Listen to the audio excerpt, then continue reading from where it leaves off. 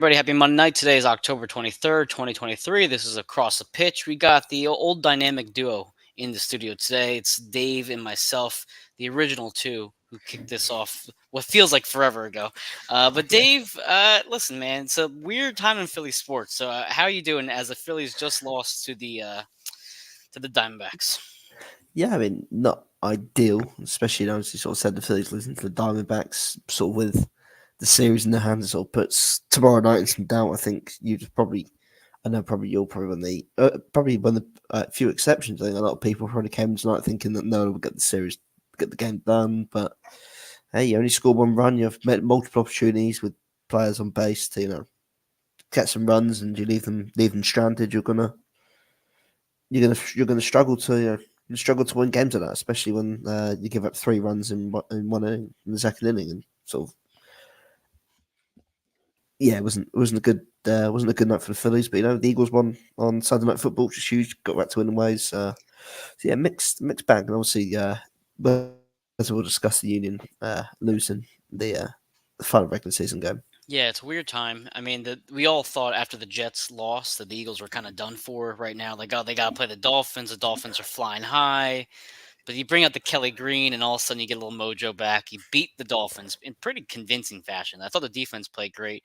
And as Jillian says, in Yeah, the words of Jim Curtin, yeah, not good. Jillian is no, half of the one team we agree on, by the way, with Kyle Almane, her husband. Great show, great duo there. But the Phillies, listen, like I said, I've told you guys on the AAT Sports Chat, Vinny Velasquez is like the poor man's Aaron Nola, or vice versa. Aaron Nolan's the rich man's Vinny Velasquez. Like you'll have like three or four really great innings or a really good outing, then just shits the bed. So maybe Nola was just due for this bad performance. He got out of his system, right? We win the game tomorrow, and then the World Series, he's back to what he was earlier in the playoffs. So let's use some optimism here. Um, but I'm not crazily optimistic on the Union right now. I think most yeah, of the fans in the area are not. For those of you who missed it, actually, you and I, Dave, we both missed the game on Saturday, so we kind of caught the highlights. The Union did yeah, fall to the Revolution 2-1 on the road on decision day, and they are now in the fourth position in the MLS playoffs. So the bracket's set. The first round is going to be tomorrow. No, I'm sorry, Wednesday on the 25th. The Red Bulls, they snuck in those Red Bulls to keep that playoff streak going. They snuck in. They'll be playing Charlotte at 7:30 p.m. on the 25th, and Kansas City hosts Jameer Montero and company out in San Jose at 9:30, or rather than Kansas City at 9:30. And Valerie says, "I'm worn out." I think we all are. As yeah. great as all this is, the Flyers are kicking off their season to a decent start. Like it's just a lot of sports hitting you at the Yeah. same time. So, Dave, just your initial reaction from the loss against New England. Um, Not really too surprised, as bad as it sounds. I mean, yeah, the Union's road form hasn't been good for a while, and I think that's probably been the downfall of this team this year. When you sort of look at, you know, their sort of overall run or sort of overall sort of performances leading into the end of the season. I can't think the last time the Union actually won on the road. It must have been looking back. You have to go to the start of August, sorry, for the last time the Union won a game on the road, If you keep which is talking, I'll keep looking back for it if you want me to, because I'm trying to think of it yeah. too. It's DC where they beat Wayne Rooney's team. Well, Wayne Rooney's not even managing DC United anymore, but Yes, sir. DC United 3-1 win. DC was the last time Union won a road game, which is literally 2 months ago. So I mean, that road tour wasn't great, and you sort of look at it going into a best of three series. We've got to play a road game for some bizarre reason. I don't really understand why this is a best of three series. Again, like you played the League's Cup, you play a long season with a lot of travelling, and the MLS, you got the CCL. Like, of course, there's a lot of games on there already, but of course, you had on this new playoff format where you know if it's not broken, don't fix it. I don't see why they've had. Obviously, I feel like it's to appease the money people at Apple That's all it TV. is. That's what I mean. To many people at Apple TV, it's And a stupid thing because I mean I think sorry just before I remember Jose sort of mentioned in the group chat there's an 11-day break between the first and second game, I think, which mhm. again I know we're talking about players like having breaks and things such as that, but it's ludicrous if you didn't go out and win like 3 or 4-0 in the first game. They then have to wait 11 days to get back out there and get back at it. And that could just completely like kill their momentum. Agreed. So, for those of you who are unaware of the new playoff system, and as Valerie perfectly puts it, it's a stupid playoff format. It's a Yeah, best of three. It's home, away, home. The Union, fortunately, are hosting the two home matches if it gets a game three. And I believe, if I remember correctly from hearing the breakdown, if it ends in regulation as a draw, it goes straight to penalty kicks, similar to what we saw at League's Cup as well. So you can really, I mean, if New England wanted to just park the bus on game one and just hope to get the PKs and squeak it out that way. And Jose, oh, look, Jose, who was just at the Phillies game watching that terrible match. He says Martinez can't be the reason why the offense isn't clicking. Makes no sense, Jim Curtin. Um, so to your point, Dave, I know we're big NBA fans. The NBA likes to drag out their playoffs for like 2 months. It's yeah, it's too much. yeah, Right now, you're dragging out the MLS season into the winter, which I mean, for us right here in the Philadelphia area, it's not too bad. But if you're talking about like the northern areas of the country, come November 12th, it gets a lot more chilly than it is right now. That's just the yeah, reality is. Even right now, it's pretty cold. So you're extending these playoffs potentially what 12 days between game one and game three. That's a long time for just the first round of the playoffs. And you're already, like, as we've already kind of beaten this drum a lot, you're already beating these players into the ground. The product just can't be that great come the semifinals, the Eastern Conference yeah, finals. And that's where it bothers me because you're right. The way it was set up before was great. If you wanted to do only 6 teams, and Jose says, look, we got live in person temperature reports, he's cold and it's October 23rd. So can you imagine in about yeah, 2.5 weeks it's going to get any colder? Um, if you wanted to do 6 teams and just have that be the format, fine. I personally yeah, enjoy the 7 teams where the first week, the first seed gets a bye. I don't mind that. It worked great. It worked perfectly. And now you're just, to your point, dragging it out. So my question to you, Dave, in other sports like baseball, basketball, a 7 game series, a 3 game series, a 5 game series typically does give you the better team as the winner. Do you think that's applicable for soccer? Do you think a longer series um, actually determines the better team? um, probably I guess so. I think you probably would say yeah, because I think over a certain amount of time, the better team would be able to flex their muscles. But as we've seen with the Phillies, I mean, they're clearly a better team than the Diamondbacks. So they're a game away from being eliminated from the. Are they? Well, I mean, I think in terms, I mean, if you look at the quality of the players they've got on the roster, and you know, overall, they're a better team than that. Like, even you look at like the 76ers from a couple of years ago, and they got beat by the Hawks in the playoffs. Like the 76ers had the better roster, and Yeah, they got beat. Like, do you know what I mean? Sometimes it just doesn't. Perhaps it sometimes is. It takes away. Perhaps it shows it's more of a mental game as opposed to talent, and that's the way sometimes the sport is. But I think if you look compare it to other like football leagues in the world, the MLS, like how many leagues do a best of three series to determine, or how many leagues do a playoff to determine who the best team champions of the league is to start off with? Then who the hell does a best of three series to have, like in the opening stages? Like no league in the world does that. They just, no, I know, of course, the MLS is trying to make itself its own independent league, and whatever, I respect that, but like it makes you look stupid in comparison to the rest of the world who do the best of three series in the playoffs. Like I can understand like a two-legged affair where right. you like both teams plays home and away. The better team gets the home leg, second leg at home, then goes to penalties, whatever. If it's like a draw, like after 2 legs or something, like they do away goals, whatever. Like they do in the CCL, TCL, right? whatever you want to do that. Like, I can understand that, like, but no, they don't do that. Like it's the best of three series. It's gonna be like the outrage as well, because I can't imagine the gap between the second and third game would be as long. Which no, 3 days between that. So the Union could go out and win 3-0 on Saturday night, have an 11-day break, which allows the Revolution to regather themselves. The Revs win that one game, win the second game off coming off a high of that other game, and Union are trying to like regroup themselves. It's just a weird thing. I don't know why the first 2 games are so spread out, and then you literally have bang bang for the next 2 games. It's sort of ridiculous, really. Yeah, I'm about to pull up the schedule too, and also just looking at the rest of the Eastern Conference as well. So we have Cincinnati as the number 1 seed. Obviously, the winner of the Red Bull Charlotte match will face off against Cincinnati. Now for the Union, right? They are playing on the 28th, the 8th of November, and the 12th of November. So you're right, 11 days between game one and game two, and I don't know if that's a good thing or not. we've seen the Union come off breaks or long stretches, and we haven't really been that great. Um, you could argue on the other side that maybe that extra rest, considering how tired all these players already are, is maybe a good thing. Jose says I can only take so much of Farrell and Kessler, and I agree with you. So then my question for you then would be, do you think that rest is at least beneficial for the Union? Because for me, I don't. I actually would rather them be Wednesday, Saturday, Wednesday, Saturday. But maybe you Yeah, think otherwise. You no, I'm think the a little same. bit of rest may be better. Same thing for you. I'm the same. Again, like, it kills your momentum completely. Except the Union, as I sort of said, if the Union go out and win 3-0 on Saturday, not saying now, but if they were to go out and win 3-0 on Saturday, as a winning team, what's the one thing you want to do as a winning team? You want to play Right, 3 or 4 right days away. later. You want to carry that Yep. momentum, and you've got to wait 11 days. You're sitting in your hands, picking your fingernails, you know, waiting for that next game. Where in that time, the Revs can completely reset, they can refocus. They have 11 days to get over that defeat. So it somewhat sucks up the momentum. I guess it's a double-edged sword because if the Union were to get beat, of course they've then got to go and win in New England themselves. Hmm. Um, yeah, so it's a weird. So now another thing that I'm looking at too, just in terms of the people who have a bit of a break. Cincinnati last played against Atlanta on the 21st of October, so they would have about an eight day break before they play the Red Bull. So the Red Bull will only have a 4 day break.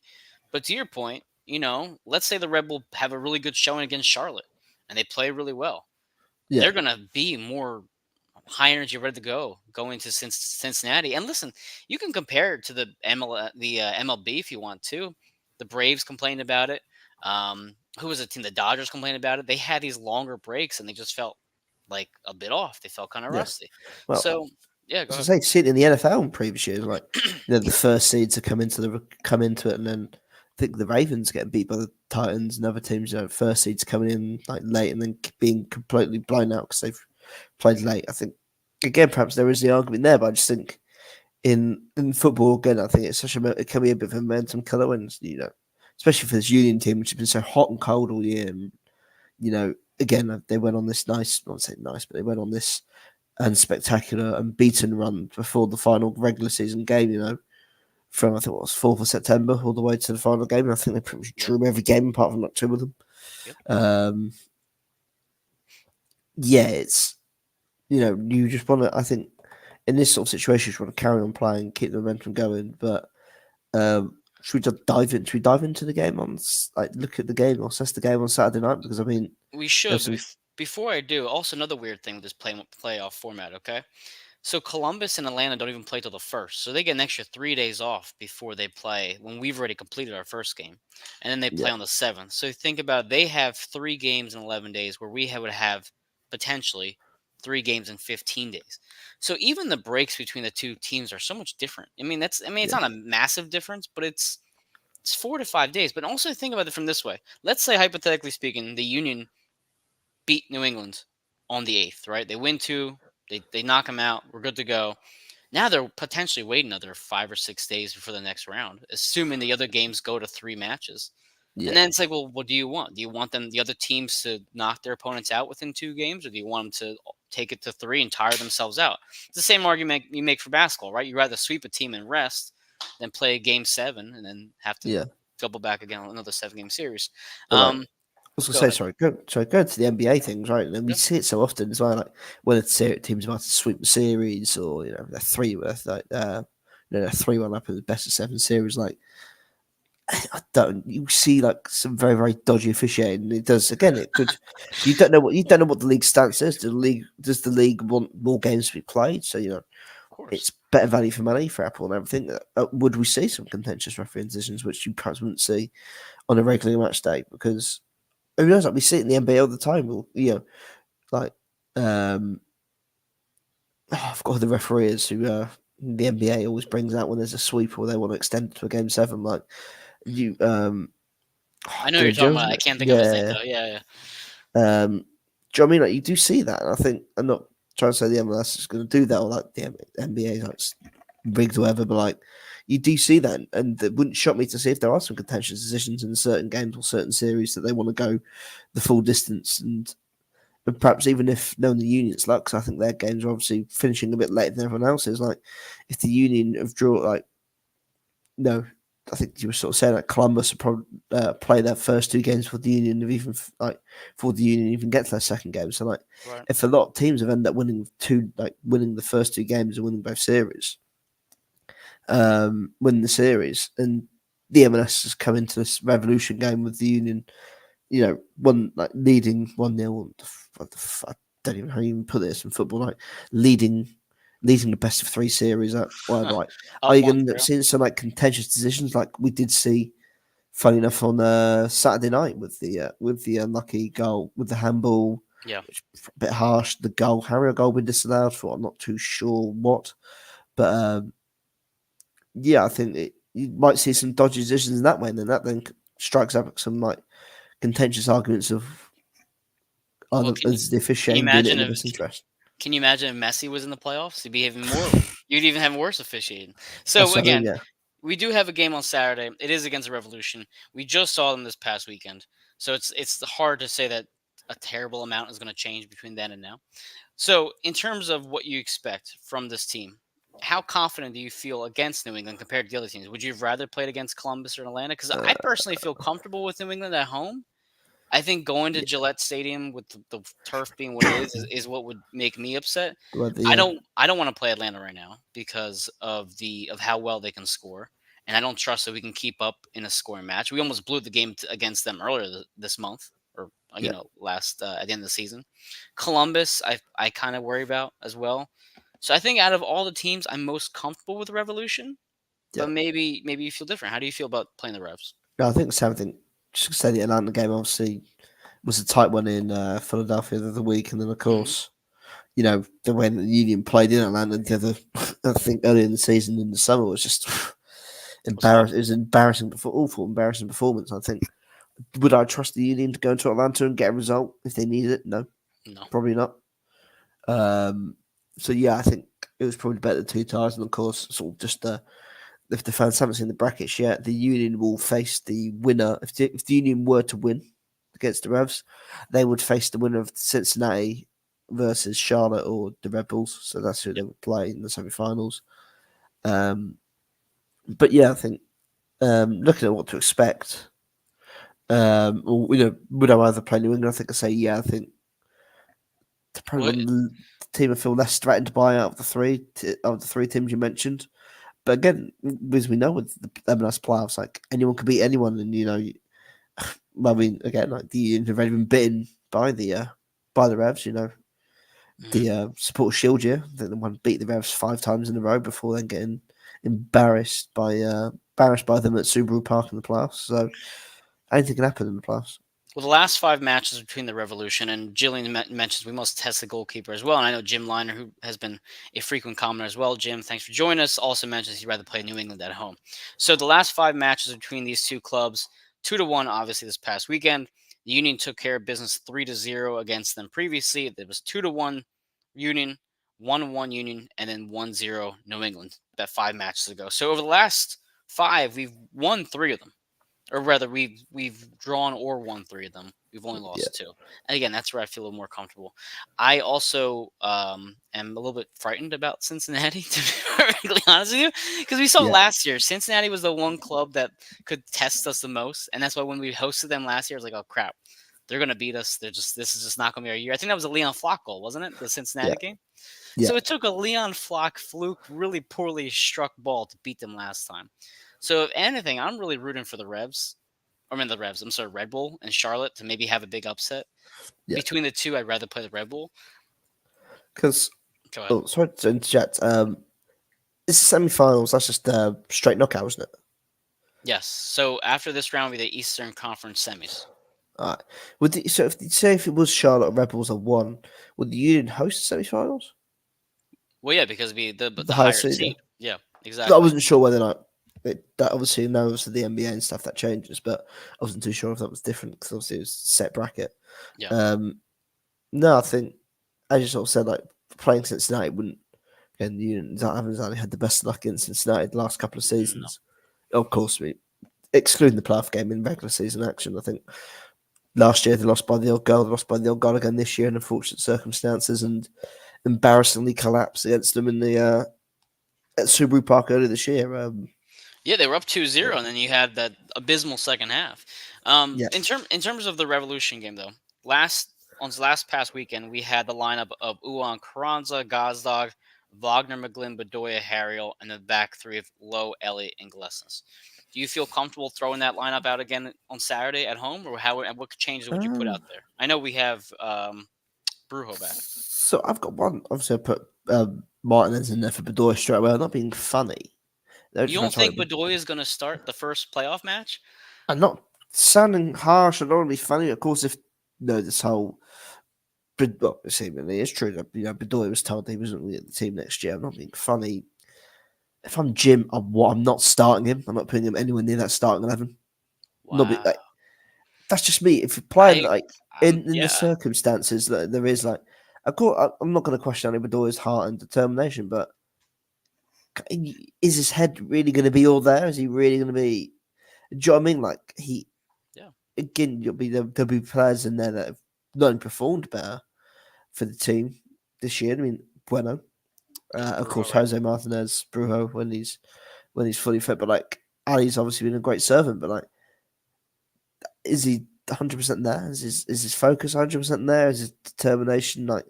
Again, like if you've been told, oh yeah, I'm presuming he wants to continue playing next year, which is probably part of the reason why him and he tried to have that conversation with Ernst Tanner. Like, are you really going to be wanting to risk injury, as we saw that he suffered last year in the playoffs with a hip injury? I still don't think he's gotten over.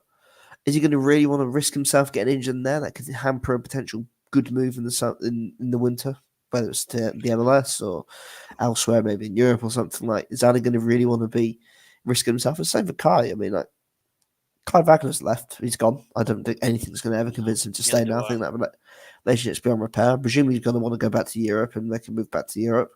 And look, they're mid-season in Europe. So him leaving Union, he'll be going straight into a league in Europe and starting or going straight into the season. So again, is he going to be? Of course, we know Kai's a brilliant player, goes at 110%, but is he going to, looking at it from his perspective, leaving the club soon, is he going to be going at 110%, crashing into challenges, put his body on the line, knowing that it could impact a potential move for him and, well, going back home? I don't know. And in a best of three series as well, where perhaps you have a bit more room for comfort in terms of, a bit more room for mistake. Is it worth Jim potentially just experimenting a bit as well, giving other players I a feel chance? like yeah, but I feel like we anytime we've experimented, aka the But yeah, Atlanta match, we've just fallen flat. So I last mean, week, like, yeah, so I go mean, in ahead. terms of just like perhaps not playing an Ali Bedoya or what I mean, like just taking them away from the lineup and putting players out there that you know are going to be there next year. Which I imagine Kai would play because again he's the best left back in the league, but you do have to somewhat question whether they are going to be crashing into things at 110%, wanting to, Well, put the bodies on the line, which Kai does every week. So you're going to want to be risking that, in the best of three series in the playoffs, knowing full well he's going to be trying to go to Germany, Spain. I think I saw Brentford or someone that were linked with him and as well. So also, if you look back on the last time we played the Revs, so we played them also on May 20th. This is going way back at this point. It was a 3-0 victory. That was also a three in the back, by the way. So he's done it twice so far this season. Curtin has played three in the back. That lineup that was a bit different. We had Ua Carranza, Wagner, uh, Olivier on the right, Martinez, Gozlak, Flock, Low, Elliott, Glesson. So it was a weird mixture of things. But that was also when Flock and Martinez were playing a lot better today. Todd says no Jose, no party, no party. And then Valerie says, wouldn't the greater motivation be to leave the team with a trophy and give it your all in your last days here? And that's also fair. If yeah, anything, agree he that. wants to end on a high note. If he wins a cup this year, Bedoya's retiring. Yeah, That's I agree. that's just the reality of it, right? So No, I I, agree. I, I would say he's going to go for it. But at the same time, it's also going to depend on the lineup you're going to put out. Says Yeah, Jim says I feel they both will play well and not hold back, which is fun. If you're going to go with a diamond, then maybe you put Martinez and you put Bueno, not Martinez, Bueno on the yeah, back, and then you put Bedoya on the right, and you put McGlynn on the yeah. left. I wouldn't start Bedoya at all. Then who would you put Quinn Sullivan out there on the But I right think, side? well, no, I think Bueno available to play. I think Bueno you go. Bueno played against the Revolution. So I mean, then I'd probably go Jose in the six, Bueno and Is McGlynn, and Jose then is Jose not playing? Because people saying Jose Jose. Martinez. I think Jose Martinez is back. I think. No, it says he's not available due to suspension. That was from 3 days ago. So if somebody in the Oh, comments has something that I'm not aware of, because I've been busy as hell. I've been going through a lot the past I'm couple days. convinced he's. Been I'm convinced his. I'm convinced his suspension's up. Well, he would have been on Saturday, but now Todd's saying there's no Jose. So now I'm maybe sure if I'm not missing something because I've been busy as hell all day. So maybe I missed something Uh, in the news. But either Unless way, he. go Does he ahead, Jose. mean? Does he mean? Does he mean Jose Nunez or? Oh yeah, maybe Jose Nunez. See, that's where it gets confusing, guys. You guys say Yeah. Jose, throwing things around. I'm not sure if you're talking about Jose Nunez, Jose Martinez. And then Kyle says, "Fins up." Listen, Kyle, I'm sorry that the Dolphins lost last night. I apologize. And Todd says Jose Uh, Nunez. Okay, see, Todd just giving uh, us a heart attack here. You're saying no Jose, make me think Brewer is not available. Okay, yeah. good. So then I agree with you, Dave. Then it would be Martinez and Bueno would be in the lineup. You put Yeah. McGlynn on the left, or you try to do the double pivot and you figure out with Kai and Harriel. I personally would rather see Harriel over Olivier. I haven't been impressed with Olivier over the past. I can't imagine how long. Yeah. I can't remember the last time Olivier's had to go cross into the box No. personally. And I I think wasn't in the squad. Was he? what? Wasn't in the squad on Saturday. No. And Jillian says, Mike, that shirt is fire. Thank you, by the way. It's a Randall Cunningham throwback Oh yeah. from way back when. Kelly Green. So anyway, the lineup is something we'll have to play around with come on Saturday. But I do agree with you in the sense of a Bedoya should come off the bench. Now the thing is though, Curtin's not going to do that. Curtin's not Yeah, starting that's his the first issue. playoff game without Bedoya in the lineup. I hate to break it to you, Dave. It just is what it is, and that's that. Now in terms of a score prediction, what do you think though for the score? They're at home now. Um, The weather should be nice on Saturday. um, that's been a tough one, isn't it? I think again, like the team's been so inconsistent. I think, they've drawn a lot of games. I think, as you sort of said, isn't each game goes to a penalty shootout, doesn't it? Yes, To after decide the winner end of regulation goes to shootout. after a draw. Yeah. The Indians had quite a good run in penalty shootouts as well this year. Even last year, even last couple of years, excluding the MLS Cup. Historically speaking, the Um, Union don't fare well in shootouts. Though the League's Cup yeah, I mean, they did last solid. League's Cup maybe they did last couple of years they've done very well in shootouts. I mean, if you look at the not last year's playoffs, the year before they won back to back playoff, they won back to back shootouts, didn't they? Sure. Look, see, we got an optimistic people. We got 2-0 from Valerie. We got 3-0 from Jim. Todd says no more McGlynn Bedoya double pivot. It doesn't work. Neither guy offers anything defensively. And Todd, I agree with you. I'd rather see Bueno and Martinez in the double pivot. I think we basically said all during that time when they played together. These Venezuelan teammates are playing well for each other. They're thriving together. They're both back. Put them out there. I agree Yeah, with Todd. I think it's just too slow.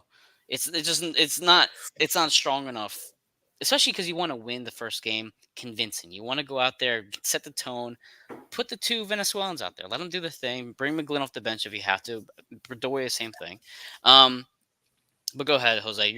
Or Jose, Dave. Your prediction anyway, for yeah. Saturday. Oh, crikey, it's a tough one. I'm not confident that they're going to win. Like, Everybody else is. You're not. I just haven't seen enough out of this team to just like sit there and go bang the table. Again, I think they're harshly done by on Saturday, but I mean, It's gonna be 80 probably a degrees a high, 60 draw low. was a fair result. I'll probably go 2-1. 2-1 Philadelphia. I would be a Negadelphian. I'll go to a Negadelphian. I'll say 2-1 Philadelphia. 2-1 Philly.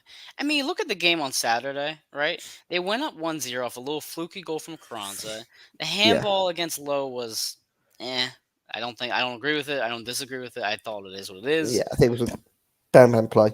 And then you get Blake giving up a weird goal on the left-hand side at the end of the first half.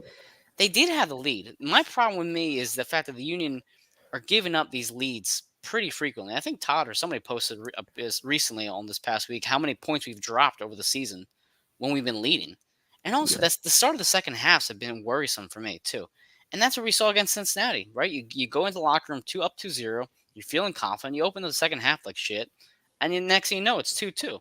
And that's again where the Union they can get the lead all they want. I don't feel confident in them holding it. So you said 2-1. I agree. I don't think they shut him out. The fact that we have people yeah. in the comments saying they're shutting him out, I love the optimism. Maybe the Phillies losing today made me a little bit more pessimistic. I want to agree with you though, Dave. I'm going to go 1-0, and I'm sorry, 2-1 as well. But I do think the But Union. will give up a lead again. It'll be 1-1. It'll be go 1-0, 1-1, and the Union are just going to get Yeah. lucky at the end of the match because Well, I don't see it being easier than that. well, But sorry, just to be the downer. So since the Cincinnati game on the 17th, the Union have dropped 9 points from winning positions. 9 points. holy crap, if they just don't Nine have it in points. them. All right, so let Seven. me let me ask you then. Right, let's say hypothetically speaking, we get out of the first round, we lose to Cincinnati. You look back on this season and this regular season. What are your overall vibes on this team, this club? Wasted opportunity. With Think the wasted well, opportunity? especially with the League's Cup, I feel like again, I know it was into Miami, and I know it was messy, but like it was there. I feel like it was home field advantage. It was there for the taking somewhat. Uh, yeah, I think again, the season could be closing up in 2 weeks, 2.5 weeks. Sure. November 8th would be the if they lost both of them.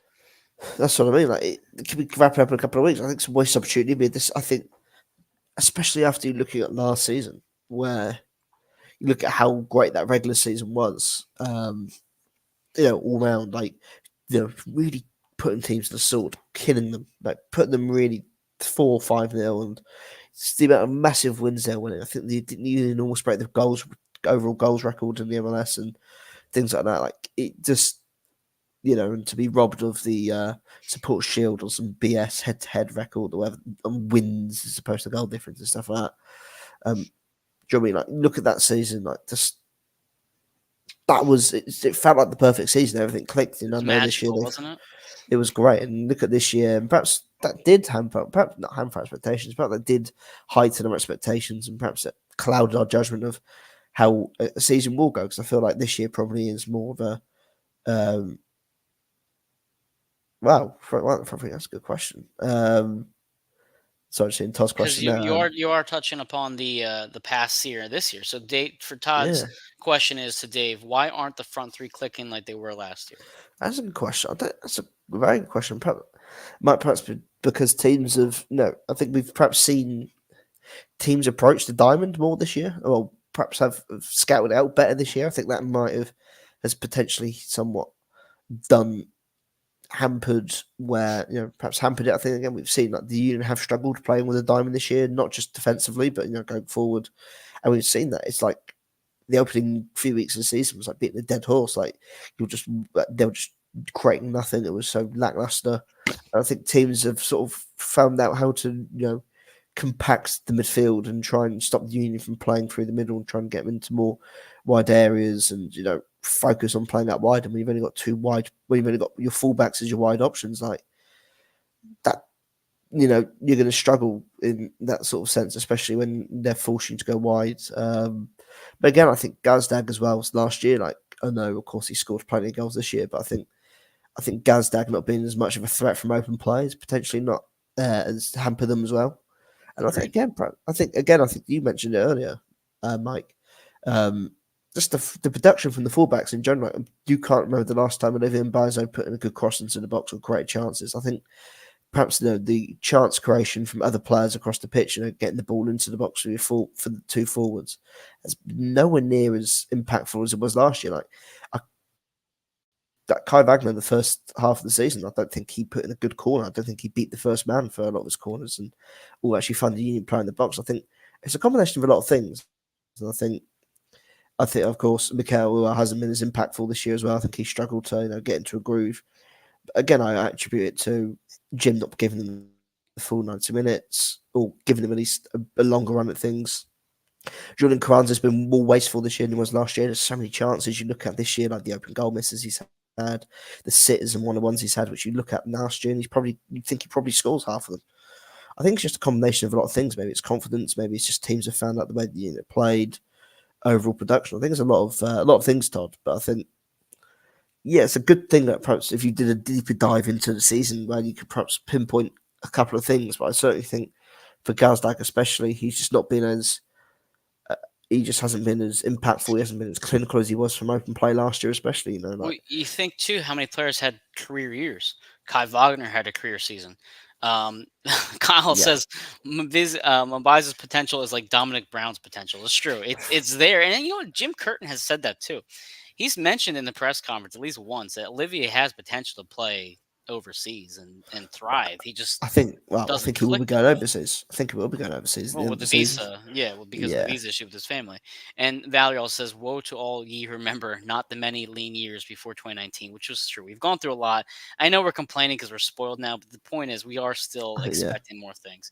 Um, I think. but Sorry, yeah, go ahead. sorry to jump on that. So I think you said we are. I think we are spoilt. But I think again, it was a conversation that we had at the start of the year, and how big it was. The fact they retained pretty much the entirety of the starting roster, apart from like a couple of players, like a couple of squad players, they retained the entirety of the starting team. You think you're looking at it, you think surely they can.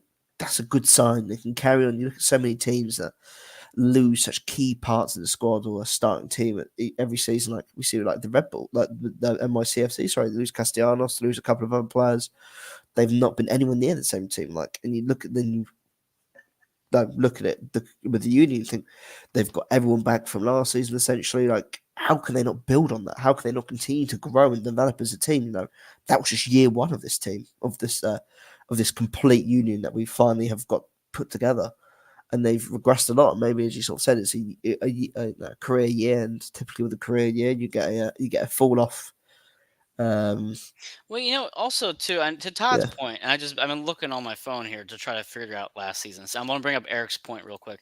I've heard that argument a lot. It's not a good one. Expectations should rise when a team is good. A team should be held to I know, I standards, agree. and I agree with you 100%, Eric. But I think that's what the team has been held to the standards, and that's why I think a lot of people aren't happy with the way they've played this year. But I think you've got to try and be rational, rationalize and sort of say be realistic. As Julian Carranza going to be, you know, as clinical as Daniel Gazdag going to score 10 penalties and 10 open play goals every year? Probably not. Well, also, so to Todd's point, the question he asked earlier was why aren't the front three clicking like they were last year? So if you remember before the Sergio Santos trade, which is like right around July, the early week of July, the Union had gone through that rut of just like draws. There was a lot of like mediocre vibes to the team. Like we didn't think that they really had it out to like win the MLS Cup. So then you get rid of Sergio, and then you have the July 8th game against DC United. So that's when the onslaught of scoring went on. But if you look at the teams we played against, it's not exactly they were like amazing teams either. We played DC United twice. We kicked the shit out of them. We beat Inter Miami 2-1. New England we beat 2-1. Orlando we beat 1-0. You keep going down. We beat the Fire 4-1. Then DC 6-0. We beat the Rapids 6-0. Atlanta United 4-1. So it's like, yeah, we beat the Red Bulls 2-0, but these aren't exactly like they weren't exactly dominant teams last year that we were playing Uh, against. And then a lot of people put that argument out, like, oh, well, it was the strength of schedule. The Union were just kicking everybody's butt who were weaker than them. So I think that kind of added to it. But at but least it gave you a good confident vibe that yeah, maybe they were playing weaker teams, but at least you were destroying them, and that kind of kept the confidence going. And then no, Todd says you need a traditional 10 that can play line splitting passes like Jill, Dokchkau, Mota. I can't even read that. Ozil or etc. no, Um, so no. and I I guess agree, yeah, and that's one I thing agree. what people say with Daniels that he's not that like superstar Mukhtar player who can take over a game. And to your point, this No, year he really hasn't. no. But I think sorry, just to go back on that point. Obviously, you were sort of Go for it. raising with the whole the Union beating the teams they should be. But I think, as you sort of mentioned, they had the big rut of draws, but they lost two. It's up to June 29th. They'd only lost two games, like the first 15, 16, 17 games, which was the difference in comparison to this year. I think the team had lost a couple of games by the time they played 6 games, as opposed to last year. I mean, they were drawing games, but they were doing it. They were avoiding defeat quite often. But I think, as you mentioned as well, they weren't setting the world on fire. They weren't setting them up in terms of the opposition they were beating. But they were beating teams they should be beating. I think that was the difference in comparison to this year. They were going on the road. I'm not saying they're going to win 4-0 every week and things like that, but they were going to DC United and winning. They were going to they were going to places like Orlando and winning, Miami and winning. But then you compare it to this year. Do you know what I mean? I think they lost to Miami this year 2-0. Um, Yeah, second game of the do you know what I season. mean? Second game of the season. Do you know what I mean? You compare it to this season, last season, going to Orlando. I think the drew in Orlando this year. I don't wanna. Yeah, They they drew drew them in with Orlando. the Jose Martinez screamer, and Scream, yeah. also you have to think about this as well. To Todd's point, or to just the general comparison of the two seasons. You had players like Bedoya, like Kai playing really well at a Yeah, very high level, but you also weren't playing as many games. And like we've seen yeah, Uwa deal with injuries. I think Carranza had the concussion. I think he also had a little bit of injury. We've seen Gazak deal with injuries. We didn't have injuries last year. yeah. We weren't playing on this new training turf, all that stuff. We weren't dealing with constant travel. We didn't have the Open Cup last year was done after one round because we lost to Orlando. The Stu Finley game where he scored a goal. Woohoo. We weren't in the CCL. We didn't have Leagues Cup. We played 38 games that year, and we finished on November whatever it was, like 5th, whenever my dreams got crushed in November. And this year we're already at 76 games. So it's Yeah, so I think that also plays into the fact that these rotations are constantly being mixed up and changed up. How many times have we said, "What do you think the lineup's going to be on Saturday?" I don't fucking know. Who knows? Because we've played yeah. 17 games in the past 3 weeks and we have no idea because we're exhausted and players are hurt and all that stuff. And that could also lead into the fact that these players being exhausted, being in weird formations, being in weird lineup combinations could affect their output.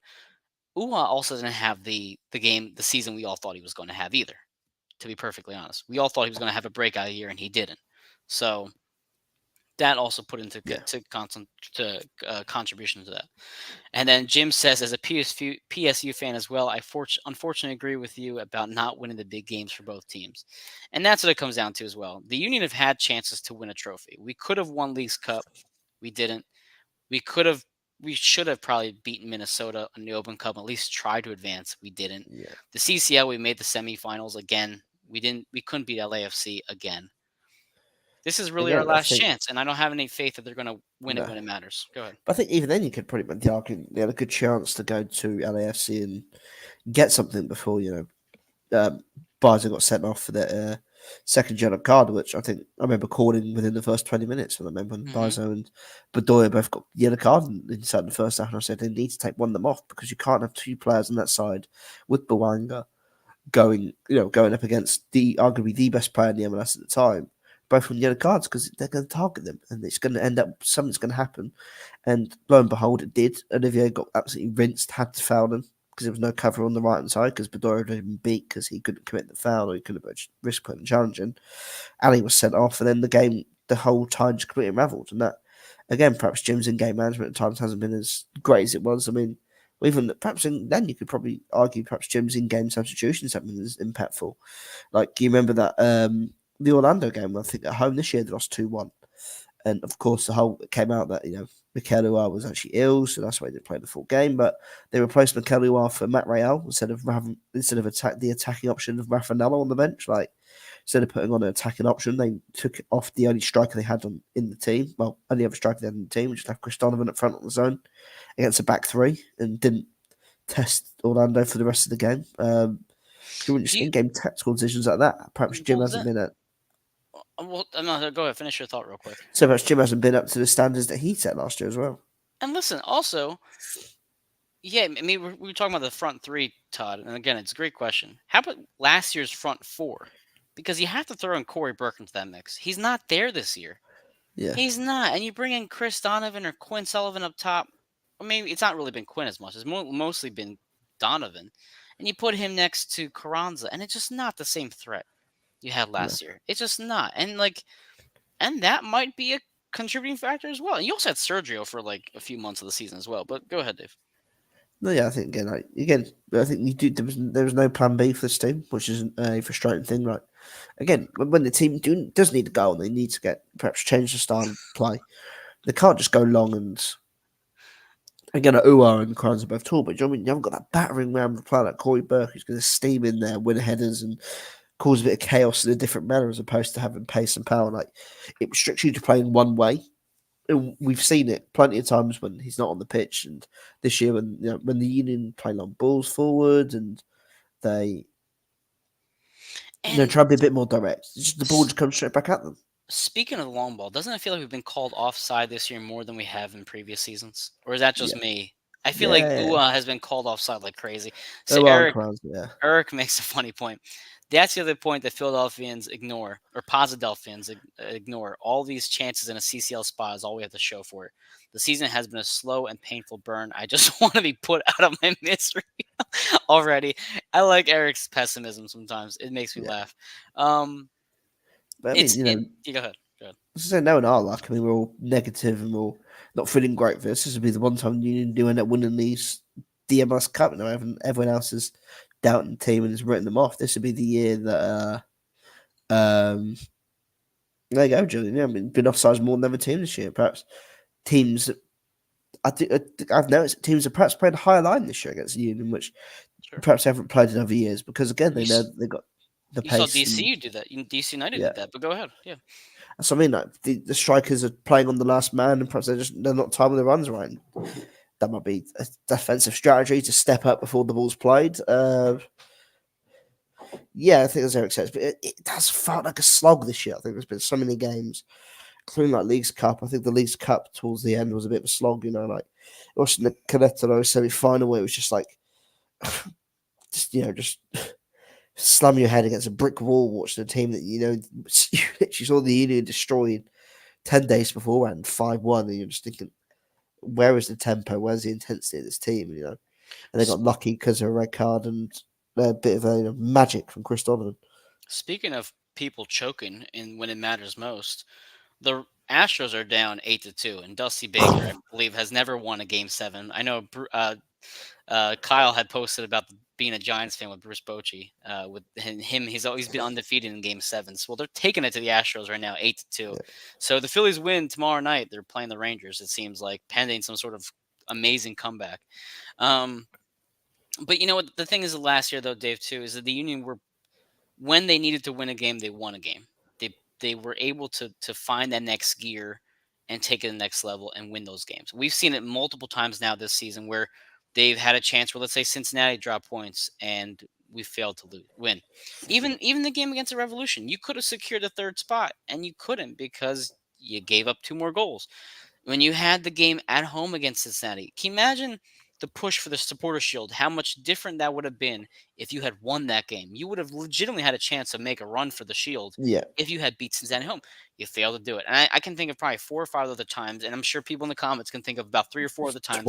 Toronto game as well, but The Toronto game was of course, yeah, the Toronto game, the Montreal game, where the Montreal hadn't scored against anybody. And next thing you know, it was like a floodgates open against the Union. There were so many times this season when the Union had chances to really put their staple on the season, say this is our team, this is our culture. And yeah, we've said this multiple times. I said this a couple weeks ago.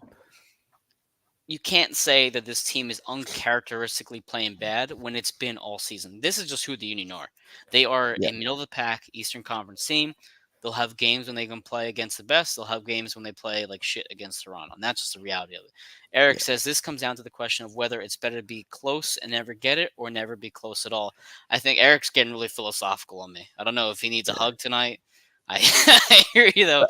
But all I'll say is now, probably, you'll definitely be enjoying the Union more now as opposed to 7 or 8 years ago when they were struggling. I mean, what I remember seeing the Union post the other day. A post, I think, was it 2019? They won the first 2018, 2019. They won the first ever playoff game against the Red Bulls. Yeah, 2018. Like, all I'll say is they're No, like, 2019. Sorry. 2019. Were you happy? Are you happier watching this team now than you were even like a year or two beforehand? I mean, that's the only thing I'll say. That's the thing that I will credit Jim for, and perhaps that's something he doesn't deserve credit for. Like, and perhaps we are being too, you know, selfish in that sense. Like, again, I know it's annoying, and perhaps you start then climbing up the ladder, looking at ownership, but like for the money this team has, the money it spends, like it's somewhat a miracle that they are as competitive enough, such a stronghold of where they are in the table and in the league. I think again, you sort of said like it's a credit to Jim that he has taken slowly built up this team from just mid-table, pretenders, a team that just sniffs around the playoffs every year and might sneak in one year and lose 2-0 in the first round. Now the expectation is okay, we want to try and get into an Eastern Conference final. I think that is something that Jim just deserved credit for. But I just think, as we sort of said, like last year's expectations perhaps pushed us up so high, or even the last couple of years, from 2020, from the COVID year, from 2020 up to now, perhaps expectations have been pushed up so high that, this is a come down year, and we are, because again, like, the team gradually, year by year, has gotten better. I think, even Mm. for the playoffs, obviously, the year beforehand, winning another playoff game before getting beat, then winning the Support Shield, then get to the Eastern Conference, then get to the MLS Cup final. I mean, this has been probably the first year in about 5 years where this team hasn't gradually got better. So I'm going to read first off. Kyle, again, the other half of the one team we agree on, does print out the stat. 2023 of Ooh, 2.6 offside per game, 2022 1.9 offside per game, 2021 2.1. So that last year, listen, I mean 1.9 to 2.6 doesn't sound significant from a number standpoint, but when it comes to a game, you get one more extra per match, and then maybe that one is a goal last year, yeah, and this year it's not. But Eric again says maybe the fall pre 2019 was shorter. At least my expectations and hope weren't as high. This is what three Phillies losses in 5 days, coupled with the Union and PSU loss to OSU, does to me. Eric, I feel your pain, buddy. I do. And again, I've said this a few times, and we'll wrap up the show shortly after this. Jim Curtin is very much mimicking what Andy Reid did for an eternity. He got really close in the big games. You can say the Eastern Conference Finals, the NFC Championship losses equal the U.S. Open Cup losses. Right? He lost in the Super Bowl. We lost in MLS Cup. yeah, Curtin's been around forever. Reed's been around forever. It very much feels like the Union fans have to suffer just the way Eagles fans did, and just the way Phillies fans did, and everybody else. So maybe this is just their way of indoctrinating themselves into the Philadelphia miserable fanness that is our lives, and that's what it is. yeah, But eventually, to your point though, Dave, this has been more fun to watch the team. I definitely am more into it now than I ever been in my entire life. So, and listen, they've also accumulated how many points over the last few years, more than any other MLS club. They're yeah, doing something right. I mean, the problem is now is if Tanner continue to grow off this, right? You don't want to see what happens. Um, Wait, Eric says, does that mean 10 years from now a Curtin disciple will come back and win it all for us? It has to be. So Pat Noonan will come to Philly in 10 years. He'll pull a Doug Peterson, or Ray Gaddis will come. That's what it'll be. Ray Gaddis will be the coach because, like, look, Doug Peterson was the coach for Andy Reid back in '99. Ray Gaddis will come to Philadelphia, lead us to the promised land in 2031 or whatever, and that'll be it. Any final thought, Dave, before I read the sponsors? yeah. Can't wait for the Ray Gaddis Philadelphia Union to win the 2031 MLS Cup. Um, I'll uh, go ahead. no, yeah, I sort of see that. Just again, I mean, perhaps again, I think expectations have become so high, and this is probably the first year the Union um, haven't continued to grow and build. But who knows? I mean, we sort of the plaster play. As I sort of said, this, the Union or whatever, like the way the Union are, like this will be the year they do win it all, and everyone's like coming to the playoffs all down and doubting the team. They end up going on a run and winning the whole thing. Who knows? I think like the Western Conference is a lot weaker this year as well. So I mean, the Union would, uh, unless it's St. Louis, St. Louis scares me. And listen, yeah, I mean, look, you want to go back to the Eagles championship run, right? Nobody thought they were going to make it to the playoffs without Carson Wentz. Nick and his manhood took over and just took us to the promised land. So maybe that's it. Maybe this team just needs to have a restart. In a way, the playoffs are a restart. You yeah, made it through the regular season. You got a home field advantage for at least one round. Now yeah. you just have to do it. So I was just saying though, if the Union do get to the MLS Cup final, they're pretty much, unless it's St. Louis, they will host the MLS Cup final. yeah, isn't that crazy how much better the So East like, is in terms of standings? There's a well, I legitimate remember, chance to host the MLS Cup as long as St. yeah. Louis gets knocked out.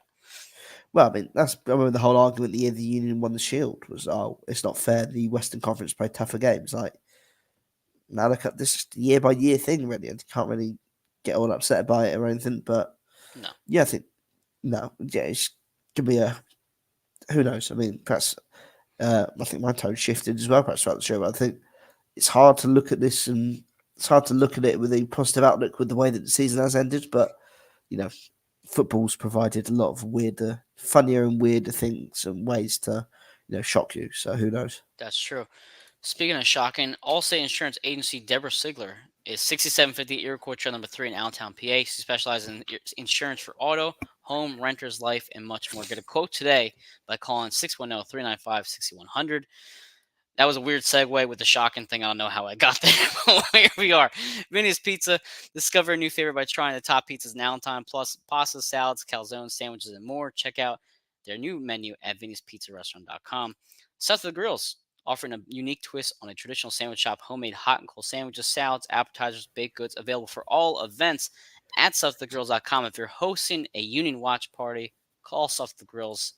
They do wonders there.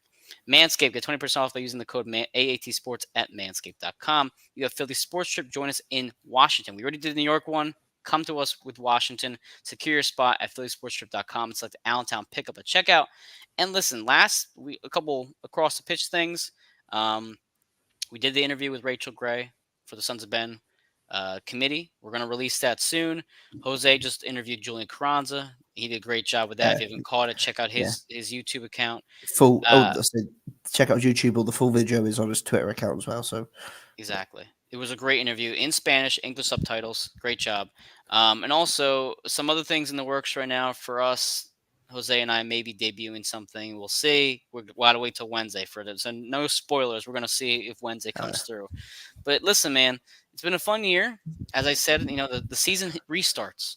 Now we start over. Everybody's squared. Everybody's even. Final thought, Dave, when we close out the show before an hour mark. You're welcome, guys. Yeah, we've done well. We've done well there. Yeah, I mean, again, we've got a few days now before the game. I think, of course, I think a lot of people now will be reshifting their focus to tomorrow night with the Phillies. But yeah, I think again, it's a big opportunity, good opportunity for the Union to bounce back. Not only bounce back, but regain some confidence. Perhaps reset some expectation, because who knows if they could if they could win tomorrow and potentially go to New England and get a result and close the series out in New England, it wouldn't shock me if that. It would certainly raise my expectations or give me greater hope. I'm not sure about you, Mike, but I think it would give a lot of fans great hope to see his team win this series in 2 games. I would agree. Absolutely. Derek says, let's go. Eric says, fun. We'll go with that. I'm focusing on 2033 now. Listen, if Ray Gass becomes a coach, I want all of you guys to message me and say, Mike, you were right 10 years ago. Todd says, closing the show at under an hour because Jose isn't here. Damn right, Todd. And Kyle, great conversation. By the way, thanks for joining us today. Yeah. Dave and I have had a crazy busy weekend.